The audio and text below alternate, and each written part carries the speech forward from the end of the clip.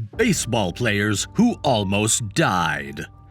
As you know, death can strike anytime and anywhere, and athletes are not exempt from this tragedy. So hello viewers, and welcome back to Sportflix. Today we have some bizarre moments for you. Whether a Hollywood movie star or an extreme athlete, all celebrities are vulnerable to deathly situations, some scarier and more severe than others. We've compiled a roster of baseball players who nearly died because the Grim Reaper has a thing for the boys of summer. Before we begin, please subscribe to Sportflix to smash a home run. Johnny Gomez. Gomez, a seasoned left fielder chosen by Tampa Bay in 2001, enjoyed a productive career that ended in 2015 and included a World Series victory in 2013 with the Boston Red Sox.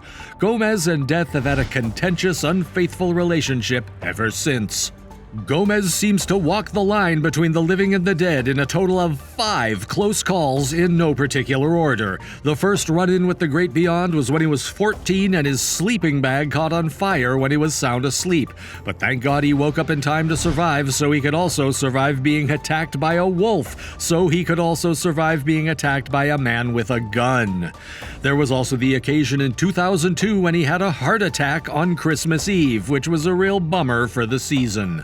Last but not least, Gomez was a participant in a fatal car mishap that claimed his friend's life when he was 16 years old.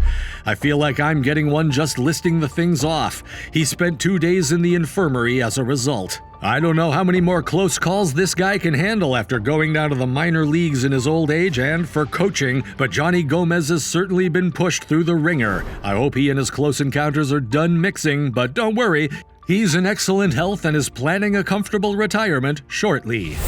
Clay Engran. Number 2, Clay Engran. I got your point. You might be thinking, who is Clay Engran? He's not an MLB player. He was the third baseman for the Drury University baseball team in 2017. In the summer, he was caught on a terrible hike in the Colorado mountains. He moved there to play baseball in the summer and was fascinated by the beautiful scenery. So, on one of his little hiking expeditions in Colorado, just a week after getting there, he lost his leg and fell 10 feet off a cliff. 10 feet may not seem like much, but consider dropping on a boulder from the height of a basketball rim. The sharp rocks and uneven terrain could have broken his spine and rendered him permanently paralyzed. After lying there for a few hours, he made it to the home of a retired doctor who called an ambulance. He was extremely fortunate to find that doctor because he also sustained internal bleeding, a fractured skull, a broken neck, and a gash so deep you could see it. Since then, Engran hasn't played organized baseball again. He majored in accounting, so perhaps he's leading a somewhat normal life now that it's been reported that he fully recovered. Engran may not have been able to play in Major League Baseball, but at least he could continue living his life. Tris Speaker. We're going back to the 1930s now. Tris Speaker, a Hall of Fame outfielder, nearly perished at the hands of a malfunctioning ladder. Although he did survive and go on to play for 4 major league clubs over 22 years, you can't imagine a more ludicrous way to die. Speaker revolutionized how center fielders could control the field with 345 sixth-place all-time hits, 792 doubles first-place hits, 106 home runs, 1,531 RBIs, and 436 stolen bases. He was also known as a lockdown defender. The Speaker enjoyed building flower boxes in their basement workshop and wanted to complete the project, so he mounted a ladder against some Porsche railings. However, the ladder suddenly gave way and Speaker fell 16 feet onto the walkway of jagged cobblestone. Fortunately, Speaker was unharmed. The story continues. Speaker was working on some flower boxes for his wife outside their second-story bedroom at his Cleveland home. With spring approaching, she wanted some flowers on the windowsills of their home. He needed 100 stitches to close a wound from his eye down his neck, and many people initially questioned whether he would survive.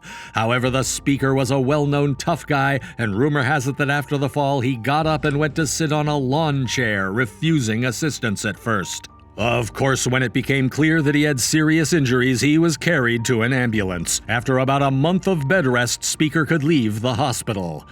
So before moving ahead with the video, let us know in the comments if such incidents happened with you. Now catch the ball and throw it to the subscribe button to win this match. Daniel Ponce de Leon. On May 19, 2017, Cardinals pitcher Daniel Ponce de Leon was hit in the head by a line drive, breaking his skull and causing bleeding in his brain.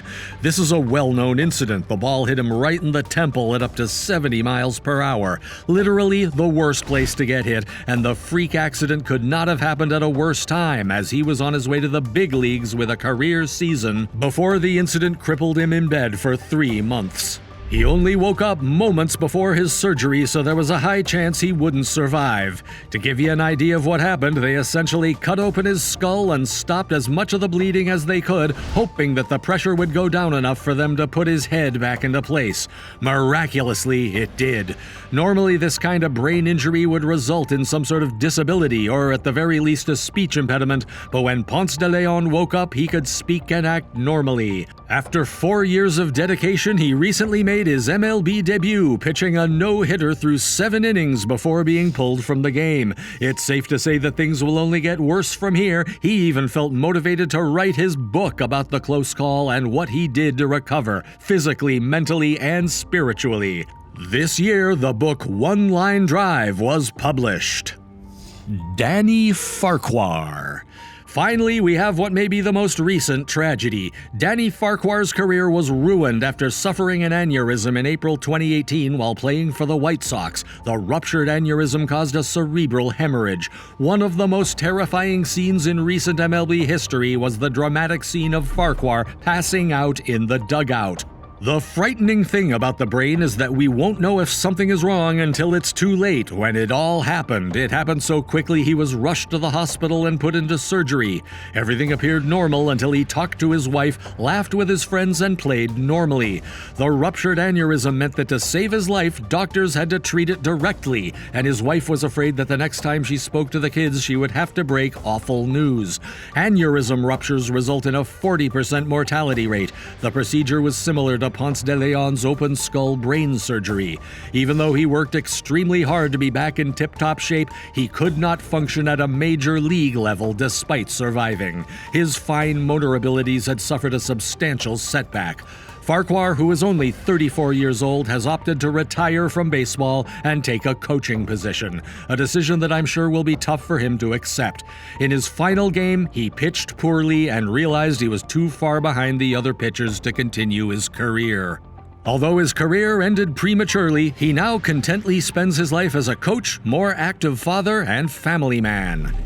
That brings us to the end of our list of close calls. These near-death situations made me think about my life and health, so that it may be time for a doctor's visit.